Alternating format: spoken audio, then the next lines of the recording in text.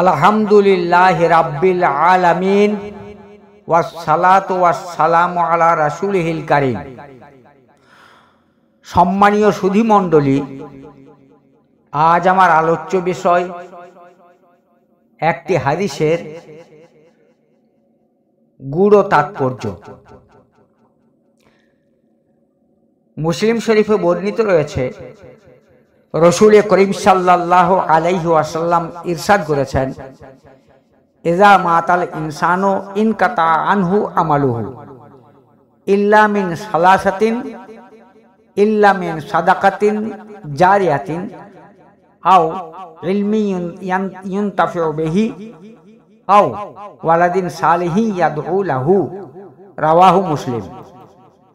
অর্থাৎ মানুষ যখন মারা যায় তখন তার নেক আমল করার অর্থাৎ নেকি অর্জন করার সমস্ত রাস্তা বন্ধ হয়ে যায়, কেবল তিনটি রাস্তা ছাড়া, যথা: ১.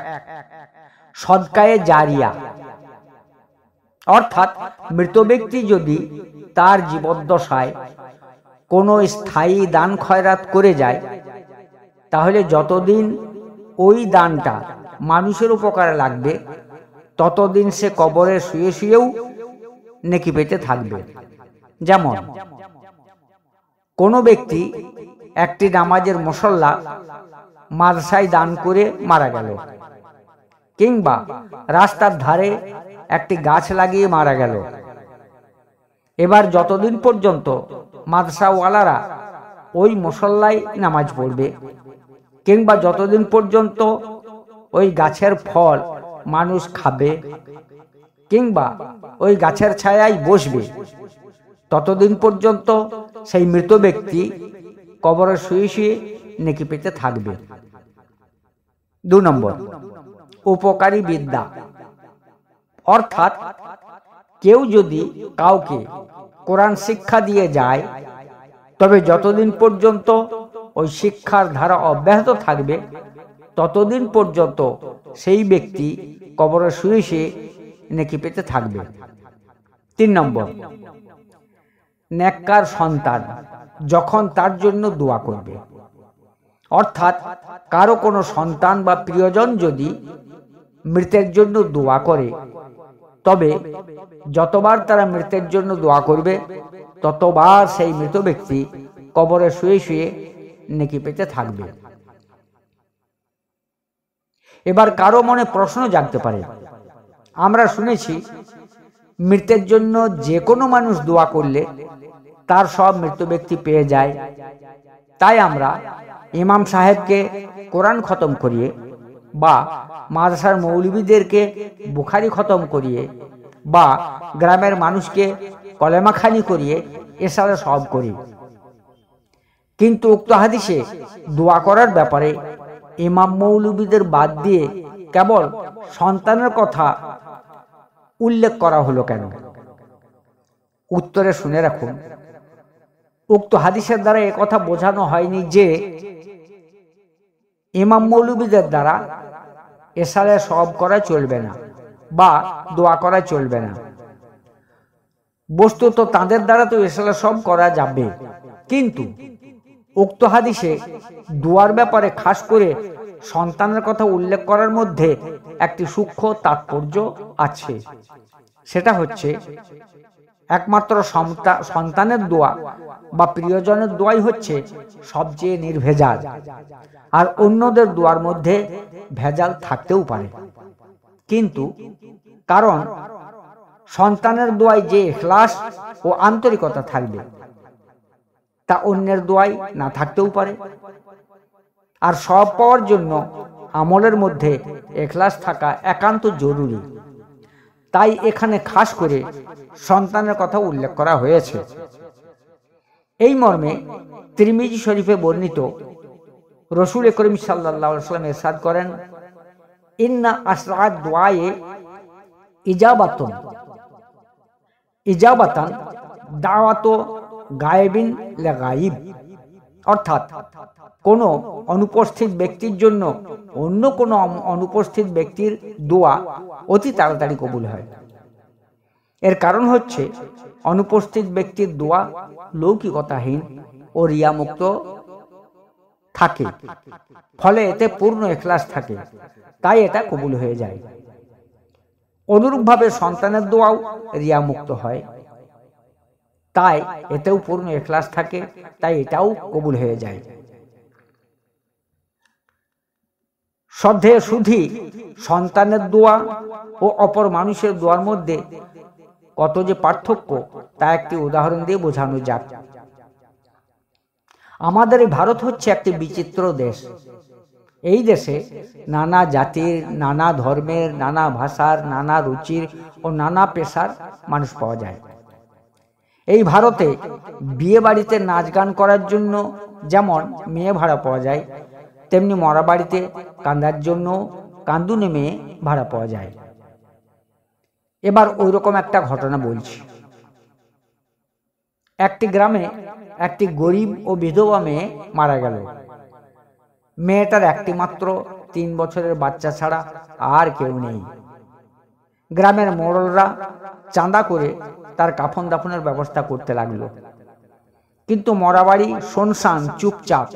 কারণ মৃতার তো কান্দার মতো আপনজন বলে কেউ নেই, ফলে মরাবাড়ি বেশ মানাচ্ছে না। তাই দেখে মোড়লরা পরামর্শ করে পাশের টাউন থেকে কান্দার জন্য 4টি কান্দুনে মেয়ে 400 টাকায় ভাড়া করে নিয়ে এলো। গ্রামে এসে কান্দুনে মেয়েগুলি সর্বপ্রথমে মৃতা মেয়েটির দুঃখের ইতিহাসটি জেনে নিল। তারপর সেই ইতিহাসকে তারা সাহিত্যের ভাষা ও ছন্দ মিলিয়ে বিয়োগান্তক ও মর্মবিদারক একটি গান বেঁধে ফেলল। তারপর সেই গানে করুণ সুর মিশিয়ে তারা কাঁদতে লাগলো।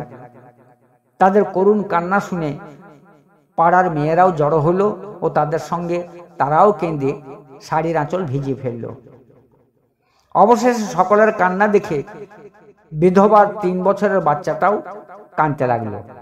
তবে বাচ্চাটার কান্নায় কোনো রকম ভাব, ভাষা, ছন্দ, কবিতা, সুর, মাধুর্য বা কারুণ্য ছিল না। সে শুধু গোদা বাংলায় কাঁদছিল, ও মানি গো, তুই মরে গেলি গো, আমায় কে খেতে দেবে গো, আমি কার কাছে শোবো গো, ইত্যাদি। শ্রদ্ধেয় সুধী, এবার আমরা যদি সাহিত্যের দৃষ্টিভঙ্গি নিয়ে বিচার করি, তাহলে দেখা যাবে কান্দুনি মেয়েগুলির কান্না ছিল উন্নত মানের। কারণ তাদের কান্নাই ছিল ভাব, ভাষা, ছন্দ, কবিতা, সুর, মাধুর্য ও কারুণ্য। পক্ষান্তর বাচ্চাটির কান্না ছিল অতি নিম্নমানের, কারণ তার কান্না ছিল গোদা বাংলার কান্না। এবার আমি যদি আপনাদেরকে প্রশ্ন করি, কান্দুনি মেয়েগুলির কান্না ও বাচ্চাটির কান্না, এই দুটি কান্নার মধ্যে কার কান্না আসল আর কার কান্না নকল, তাহলে সকলেই আপনারা এক বাক্যে উত্তর দেবেন, বাচ্চাটির কান্নাই ছিল আসল আর মেয়েগুলির কান্না ছিল নকল। কারণ বাচ্চাটির কান্না ছিল নারী ছেঁড়া কান্না, আর মেয়েগুলির কান্না ছিল 400 টাকার বিনিময়ে অভিনয়ের কান্না। শ্রদ্ধেয় সুধী মণ্ডলী, এসালে সবের জন্য কোরআন খতমটাও ওই কান্না দুটির মতো আসল খতম নকল খতম হতে পারে। আমি যে ইমামকে বা মৌলবীকে কোরআন খতম করার জন্য সুপারিশ করেছি, তার তেলাওয়াতটা সহি ও শ্রুতিমধুর হতে পারে, কিন্তু সেটা যে 400 টাকার খতম বা লুঙ্গিগঞ্জির খতম হবে না, তা হলফ করে বলা যাবে না। তার খতমে অন্তরের যোগ যা থাকবে তার চেয়ে স্বার্থের যোগটা বেশি থাকতেও পারে। পক্ষান্তরে যখন নিজের কোনো সন্তান কিংবা নিজের কোনো ঘনিষ্ঠ আত্মীয় কোরআন খতম করবে, তখন তার খতমটা অত সুন্দর না হলেও তাতে নারীর যোগ ও আন্তরিকতা অবশ্যই বেশি থাকবে। সেই সঙ্গে তার খতমে কোনরূপ টাকা লুঙ্গির লোভ বা স্বার্থের কোনো যোগ থাকবে না।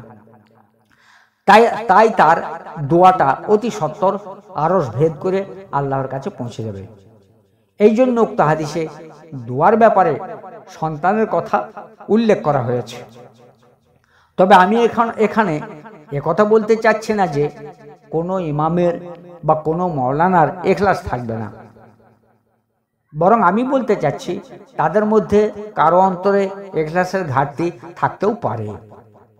তাই নিজের সন্তানের দোয়া ও প্রিয়জনদের দোয়াই হচ্ছে সবচেয়ে খাঁটি ও নির্ভেজাল। তাই বহু ক্ষেত্রে অন্য কাউকে কোরআন পড়িয়ে বা কলেমা পড়িয়ে এসারে সওয়াব করলে মাইয়েত কোনো সওয়াব পায় না। কারণ ওই সমস্ত ক্ষেত্রে পাঠকের সাধারণত ইখলাস থাকে না, আর ইখলাস না থাকলে পাঠক কোনো সওয়াব পায় না। আর পাঠক যদি নিজেই কোনো সওয়াব না পায় তাহলে সে পাঠাবে কি করে?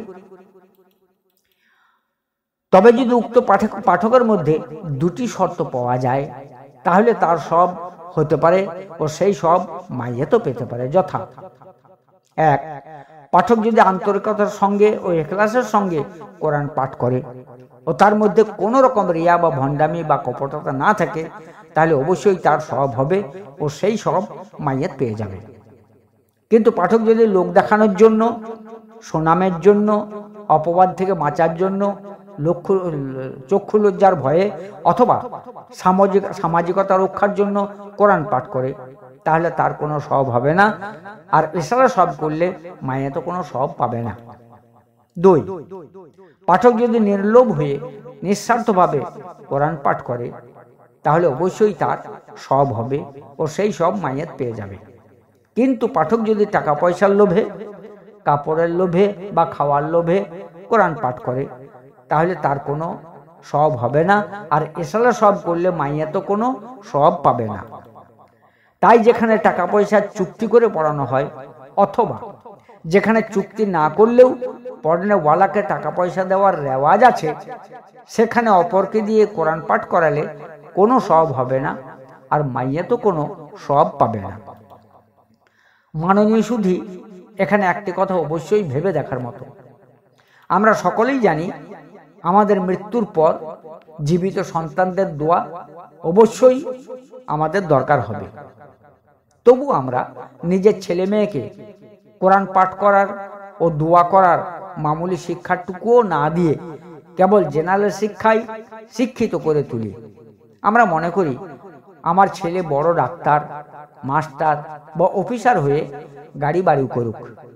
এবার মৃত্যুর পর যে দোয়াটা আমার দরকার হবে সেটা আমার ওই চাকুরিজীবী ছেলে হাজার হাজার টাকা খরচ করে ইমাম মৌলবীদের দিয়ে করিয়ে নেবে, তাহলেই আমি পুরস্কার পার হয়ে যাব।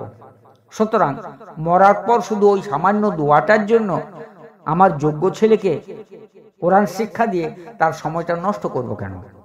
বরং সে চাকুরি করে গাড়ি বাড়ি করুক। আর দোয়ার জন্য তো আলিমোলামারা আছেনই, ভাত থাকলে আবার কাকের অভাব হয়? সম্মানীয় সুধী, আমাদের এইরূপ চিন্তাধারা সম্পূর্ণ ভুল। কারণ ইতিপূর্বে আমরা জানতে পারলাম পরের দোয়া ও নিজের ছেলে মেয়ের দোয়ার মধ্যে পার্থক্য কতটুকু। তাই আমরা কখনোই অপরের ওই সংশয়যুক্ত দোয়ার আশায় বসে থাকব না, বরং আমরা নির্ভেজাল ও খাঁটি দোয়া পাওয়ার জন্য নিজের ছেলে মেয়েকে হাফিজ মাওলানা না করলেও কমপক্ষে কোরআনের ও মাসাইলের এতটুকু জ্ঞান শিক্ষা দেব যাতে তারা আমার মৃত্যুর পর আমার জানাজাটা পড়াতে পারে, আমার জন্য ইশারে সওয়াব করতে পারে ও আমার কবরটা জিয়ারত করতে পারে। তারপর তাদেরকে মাস্টার, ডাক্তার, অফিসার যাই করি না কেন কোনো অসুবিধা হবে না। তাছাড়া আরো একটি বিষয় মনে রাখতে হবে, সেটা হচ্ছে মৃত্যুর পর একবার দুবার নয়, বরং প্রতিদিন আমার জান্নাতি হাদিয়া দরকার। আর জান্নাতি হাদিয়া পেতে হলে প্রতিদিন দোয়া পেতে হবে। এবার নিজের ছেলে মেয়ে যদি দোয়া করতে না পারে তাহলে তারা অপরকে দাওয়াত করে কদিন দোয়া করাবে? বড় জোর 4 দিনে একবার ও 40 দিনে একবার, আর খুব ভক্ত ছেলে হলে প্রতি বছর একবার। কিন্তু তাতে তো আমার প্রয়োজন মিটবে না। সুতরাং প্রতিদিন দোয়া পেতে হলে আমাকে 3টি কাজ করতে হবে। যথা: 1, নিজের ছেলে মেয়েদেরকে কমপক্ষে পরিশুদ্ধভাবে কোরআন শিক্ষা দিতে হবে। তারপর তাদেরকে ওসিয়ত করতে হবে, তোমরা যেন আমার মৃত্যুর পর প্রতিদিন 24 ঘন্টার মধ্যে কমপক্ষে 5 মিনিট আমার জন্য খরচ করবে। এই 5 মিনিটে কিছু কোরআন তেলাওয়াত করে ও মাঝে মাঝে কিছু সদকা করে আমার জন্য দোয়া করবে। 2, মনে রাখতে হবে কথার সঙ্গে কাজের দ্বারাতেও তাদেরকে ওসিয়ত করতে হবে, কারণ কাজের দ্বারা ওসিয়ত বেশি কার্যকরী হয়। তাই নিজের জীবদ্দশায় নিজের ছেলে মেয়েদেরকে বাস্তব ট্রেনিং দেওয়ার নিয়তে তাদেরকে দেখিয়ে দেখিয়ে নিজের পিতামাতার জন্য মাঝে মাঝে সদকা করতে হবে ও তাদের জন্য রেগুলার অন্তত 5 মিনিট দোয়া করতে হবে। তাহলে এই বিষয়টা তাদের হৃদয়ে অনেক বেশি রেখাপাত করবে, ওসিয়তটা তারা কখনো ভুলবে না। 3, প্রতিটি প্রতিষ্ঠিত ও চালু মাদ্রাসায় প্রতিদিন সকাল ও সন্ধ্যায় 2 বার কোরআন তেলাওয়াত করে বিশ্ব মুসলিমের জন্য দোয়া হয়। সেই সঙ্গে খাস করে মাদ্রাসার দাতাদের জন্য ও হিতাকাঙ্ক্ষীদের জন্য এ সালে সব করা হয়। তাই আমাকে ওই সমস্ত প্রতিষ্ঠিত ও চালু মাদ্রাসায় মাঝে মাঝে দান করতে হবে ও মাদ্রাসার কর্তৃপক্ষের সঙ্গে সম্পর্ক রাখতে হবে। তাহলে মাদ্রাসার দোয়ার মাধ্যমেও আমি প্রতিদিন জান্নাতি হাদিয়া পেতে পারবো। মনে রাখতে হবে আমাদের দুনিয়ার জীবনের চেয়ে আখিরাতের জীবন অনেক লম্বা এবং সেখানের প্রয়োজন অনেক বেশি। সেই মর্মে এই বুখারীর সূত্রে মিশকাতে বর্ণিত রয়েছে, রাসূল করিম সাল্লাল্লাহু আলাইহি ওয়াসাল্লাম ইরশাদ করেছেন, কুন ফিদ দুনিয়া কাআন্নাকা গারিবুন আও আবিরু সাবিল, রাওয়াহুল বুখারী। অর্থাৎ হে মানুষ, তুমি দুনিয়ায় এমন ভাবে থাকো যেন তুমি একজন মুসাফির কিংবা একজন চলন্ত পথিক। আল্লাহ আমাদেরকে বোঝার ও আমল করার তৌফিক দান করুন, আমিন। ওয়া আখিরু দাওয়ানা আনিল হামদুলিল্লাহি রাব্বিল আলামিন।